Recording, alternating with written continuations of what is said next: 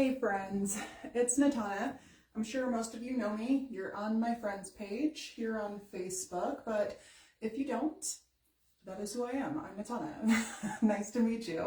Anyways, guys, I thought it would be fun every Sunday for the month of March, leading up to the full moon, for me to do a 30-minute live, letting everybody get to know me a little bit better. Maybe know me in a new perspective, if it's new to you, but I'm just going to assume it's not. So anyways, I wrote myself a little paper note here so that way I can stay on track. Today has been very ADHD for me, and I've just been, not even today, just kind of the last couple days, I've been running around with a chicken, like a chicken with my head cut off. That's been the vibe, and it's not a vibe. Let me tell you, I'm going to take a drink of my water. Okay. My cats are going to come in and out, so they're going to be part of the live as well. Anyways, guys, I wanted to do a story time, and I wanted to do a story time about the first time I ever did a psychic reading with a photo and using like an eye gazing method. I had experiences in the past before where I've done eye gazing with people, and I've had transcendent experiences, literally, of like parallel timelines, different bodies, different faces, but knowing that they were this person and myself with using an eye gazing method. But that's something completely different. I had never been able to like visually drop in and do psychic work, let alone doing remote viewing. So it was just life-changing for me, this story I'm going to share with you. Okay, so this was like 2015. By the way, ADHD, heart, let me just stop what I'm doing. Hey to everybody. If you're joining me, hey, welcome. We're going to take a ride here, and we're getting into a story time of 2015, my first psychic photo reading. I was on Facebook, and one of my girlfriends, she posted a photo of a missing person local in her area. She lived in Hawaii, and at that time I was in Texas. So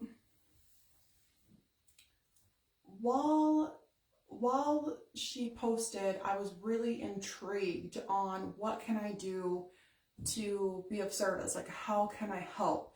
I was already the type of person that's really been into like true crime, paranormal, ghosts, just things like that. So I'm like naturally Scorpio rising, a detective, and I want to try and help figure things out. And especially if it's somebody that I know that knows somebody, not like anybody in the world is less important than somebody that you know, but you know, it gives you that little extra oomph of care, like motivation to show up and be of service. And for me as an individual, if you don't know this about me already, I do live to be of service. It's hard being a human being. I don't quite understand being a human being too much. And every day I learn, though the one thing I can say that is consistent, that makes me feel happy to be alive, is when I do get to be of service in any way, shape, form, or fashion. So back to this story, okay? We're going to have lots of detours like that. Buckle up. Take a seat, get a drink, get some popcorn, because I told you we're going to spend some one-on-one time together, and you're going to get to know me a little bit more authentically if you haven't spent time one-on-one with me before, to know this is how I am as a person, right? So I took the photo that she shared online, and I meditated with it. I sat down and I stared at this photo. I did some eye gazing with this photo. I closed my eyes and I just meditated on it. And I started to see in my mind's eye, which at that time in my life was not something that was prominent. It's not like I would just sit down and be like, I'm just going to visually meditate. That was not a thing for me, okay? But I did actually do my first ever Native American drum journey circle a few years prior to that. And that was the first time I ever had a visual meditation, was 2013 or 2014 actually. So this was just like a year to 2 years after that, okay? So I started to see in my mind's eye a foot, a shoe. I did know that she had been running at this local park that she went running at every day. I had information of what she looked like, what location she was last seen at, and what activity she was doing normally at that location, and how often she would do this. So I saw in my mind's eye her foot touch the ground, and there was like wet leaves underneath her foot. And then instantly I knew she had came down a ravine of some sort. And keep in mind, I hadn't Googled yet the landscape of this park yet, anything like that. I was just, you know, basing all of this off of the photo first. So I just know she fell down a ravine of some kind. And after that, it was kind of mucky, but then I saw like a waterfall. And I knew that she was by a waterfall because I had seen the waterfall as if I was looking through her eyes, right? Because that's a form of remote viewing. So that in itself is something that I was not aware of in my own self at that time as well. Normally all this stuff would be like dream time for me, you know, very vivid dreams that could come true, different things like that. So anyways, I get on Google and I am like searching through Google, like trying to type in the name of this park that she went running at, trying to pull up some type of a map at this park so that way I can hopefully find this waterfall. And I am just struggling to find this waterfall. Keep in mind, I am not the best Google search person. Like, I don't know what my issue is, but I just had struggled a lot to do a decent Google search for anything that I often look for. Words in my mouth come out funny sometimes, so it gets a little mucky. It would just be nice if, you know, I could just give vibes to Google search and it could just make it happen, but that's neither here nor there. So I couldn't find this waterfall I was looking for. And I just assumed I was wrong, you know, because it's been proven to me, Natana, you didn't find a waterfall. There's no waterfall at this park. You're making this up. This is completely fake. You're a bogus. You don't know what you're doing, blah, blah, blah, blah, right? Like all of this negative self-talk. And also, I don't get to be of service because I wasn't of help. You know, like how am I going to help her find her friend or that local lady, right? If I can't even find the waterfall that's supposedly at this park that I'm seeing in my mind's eye that I know that she's at. So I give it up. I tell my friend, you know, I did what I could and I think I'm wrong because I can't find this information. And now that I'm sharing this story, I'm actually remembering my friend telling me, she's such an honest woman. Like, I greatly value her. She has been one of the most genuine, honest, loving, assertive female friends I have ever come across in my life. And she tells me, you know, if you don't want to believe in yourself, I can't remember exactly what she said, like verbatim, but essentially she was just telling me it's bullshit that you're not believing in yourself because you're stopping yourself from helping somebody who needs your help. Because I believe in you, so you really need to believe in you, and, you know, like giving me a harsh reality, which I need because sometimes I need to go a little in the face for me to understand myself and for me to believe in myself. This is a thing when it comes to being a human, right? Like, we all struggle with different things when it comes to self-esteem and whatever, learning things and We are our own worst enemies in these aspects when we don't believe in ourselves, when we're constantly seeking outside of ourselves for the recognition and the answers, rather than having the discernment within to know that the information that we're getting is proper, right? So I had a phone number I could have called to give any tips that I believe this is where she's at, right? And since I didn't have the confidence in myself and I couldn't find that waterfall, I thought to myself, like, who's gonna believe me?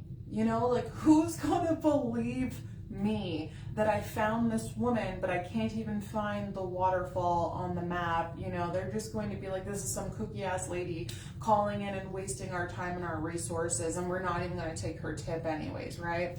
Like, I don't know if y'all have ever watched like true crime cases where they actually bring in like psychics to help try and find people. A lot of times it's messy, it's mucky, they're looked down on, and I just had a lot of self-judgment going on at that time and a lot of projection going on at that time. So I did not call to report what I had found, right? Well, fast forward to 2 weeks later, they actually found her. They found her 2 weeks later. She, in fact, twisted her ankle, fell down a hill, and survived for 2 weeks off of water because, dun da da da, she was by a fucking waterfall. Excuse my French, but not really, right? Like, I was just dumbfounded at the fact that, bam, there is a waterfall. 2, she was there. 3, she did her ankle, and not just one, but both of them. That's why she couldn't leave the waterfall, and thank God she was by the waterfall, because that's what kept her alive. So it was really humbling for me to experience something like that, and especially in such a short amount of a time frame, right? To have such a fast turnover of a discount to a knowing. I'm gonna take a drink of my water here.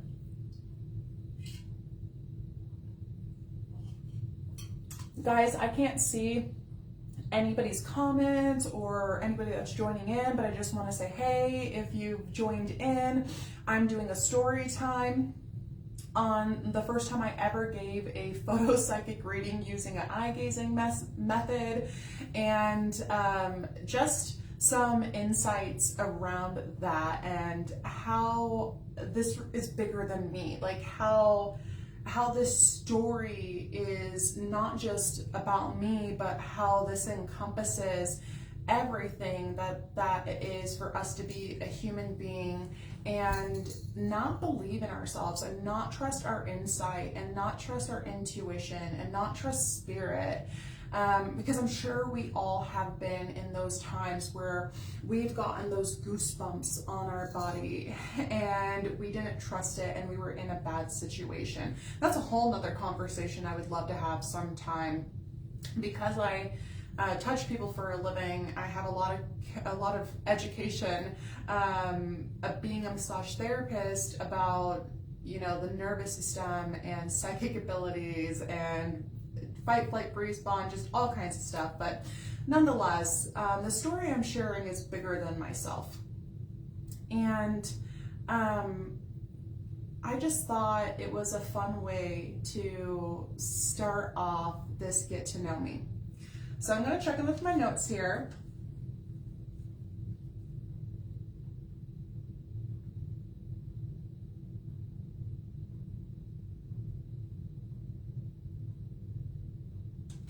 Okay, so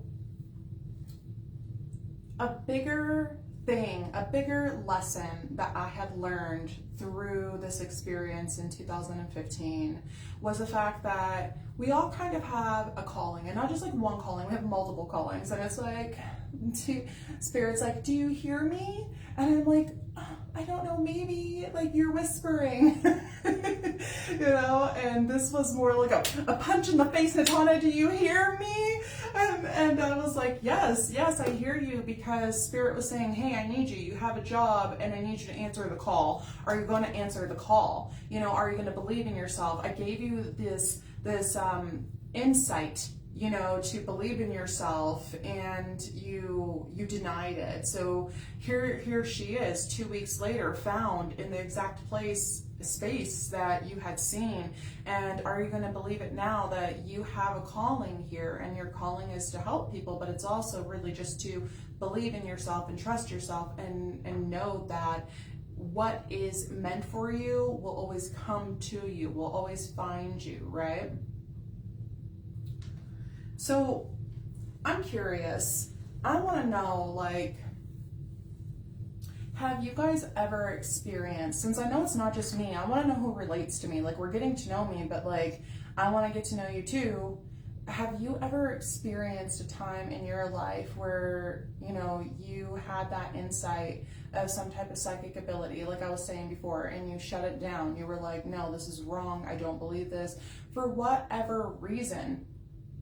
And then you had a moment in your life where you were able to have that validation of what you denied, and it changed your life. It changed your beliefs in how you walk in this world, what you were meant to do in this world. Or, maybe it doesn't even have to be that big. Maybe it's something smaller, but yet still meaningful. I'm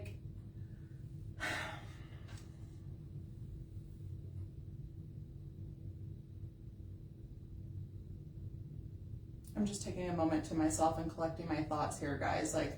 Sometimes I run my mouth and I'm just channeling, and I need to check back in here. What is this that I really am sharing with you?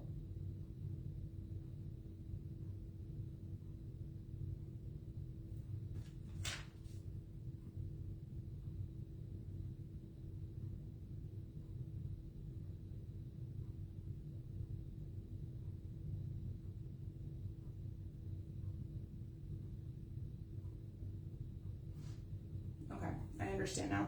So checking in with that psychic insight, right? Get to know me better. Here I am. We live in a world where we have this 3D perception going on, okay? And this 3D perception is a vibration. When we vibrate at a lower density, we have the solid, tangible stuff going on, right? And when we vibrate at a higher frequency, that's where you start getting the vibrations of the light, the sound, non-density, electricity, right? These are all higher vibrations. And it's fascinating to think about your body as a natural vessel to be able to change these frequencies, of a negative frequency to a positive frequency, for you to become like a radio, and you can turn the dial of your vibration for you to calibrate whether or not you can tap into these different frequencies. And there's so much wisdom to be gained through you paying attention in your everyday life, for you to walk that life of trusting yourself and building confidence with yourself. That's such an interesting thought that I'm being given right now, is how using psychic abilities of that vibration, right, to have an everyday confidence meter, essentially, of knowing myself, right? Like, every day I get the opportunity to use this gift that everybody has, mind you. Some just have an easier time tapping into it, or they practice more to tap into it. But I believe everybody has this gift, right? To be intuitive and to be this vibration vessel and be that radio and tune up and tune down, so that way you can know your walk in life and transform and transmute things and challenges in your life easier.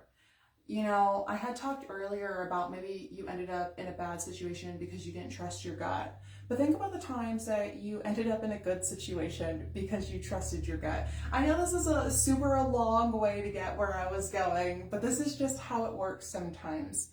When I just go off the cuff and I like to do a little channeled message and check in, because like I told you, it's been ADHD sloppy today. So anyways, guys, I just thought that that was a fun story to share, to bridge here the difference in using your intuition to make a transformation in your life that is positive versus shutting down your intuition and or seeking, you know, a professional to help you with your intuition to bridge the gap, to make a positive transformation, right? So I have, it looks like about 10 more minutes left here.